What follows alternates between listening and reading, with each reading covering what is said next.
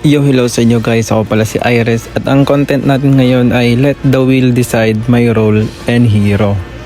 So dito nag-spin na tayo guys at yung unang nakuha natin na role ay EXP lane. At tapos syempre mag-spin din tayo dito sa EXP Heroes. So ano nga ba makukuha natin? Si Ruby ang ating nakuha guys. So bale maglalaro tayo ng RG tapos gagamitin natin si Ruby. So yun guys, dito naka solo RG tayo tapos yung role natin ay EXP at gold. So sakto EXP yung napunta sa atin. So dito tignan nyo na lang yung hero composition ng kampi at kalaban ko. So agad nating pinik si Ruby. Tapos yung katapat natin ay si Esmeralda. Ayan, tignan nyo na lang guys. Nag last pick Layla pa at Minotaur. So dito may 83 win rate nga tayo sa Ruby. At alam nyo ba guys na malakas na yung damage ni Ruby ngayon. So yung gawin nyo sa early ay mag-lane lang kayo at mag-focus magpa level 4. Pero dito ay mabibigyan tayo kasi dinalawan tayo ng Yi San Shin. Kaya yun, mabibigyan tayo. Pero pagkabuhay natin ay nahook naman natin si Esme at Mino. Kaya mabibigyan natin si Mino at makakabawi tayo doon. Tapos dito mapapatay ulit natin si Mino kasi nga low HP na siya. At dito mabubuhay nga ba ako? Tignan natin. Ayun, patay sa Mia. Umikot na agad yung Mia nila guys, early pa lang. Tapos dito pagkabuhay natin, sinalubong natin si Esme kaya mabibigyan natin siya. Tapos pag solo kayo guys, mag-push kayo na mag-push. Tapos dito tignan niyo yung damage guys.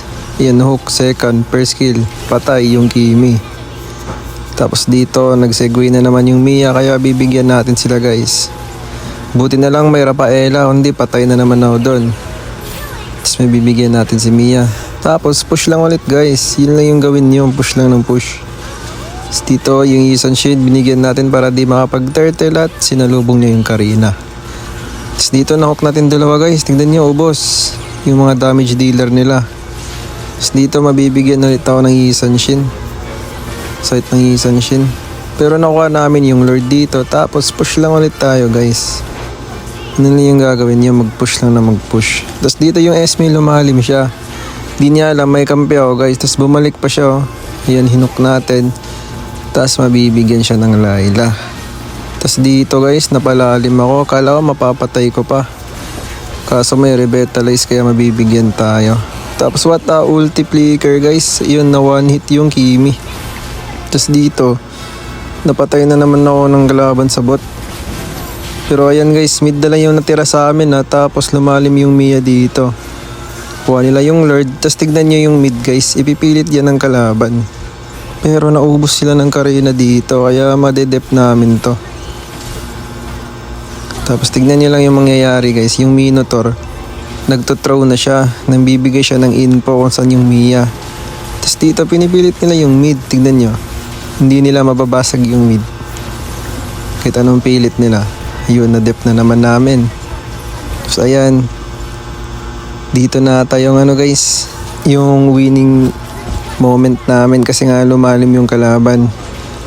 Ayun, nabigyan ng Karina yung Kimi, tapos napatay ng Rafa yung Mia. Yung ginawa ko dito, hinabol ko si Mino pero pupunta ako ng mid kasi alam kong kaya na nila yan. Tapos binay time ko lang yung Mino dito, tapos alam ko mare-revive naman yung Karina.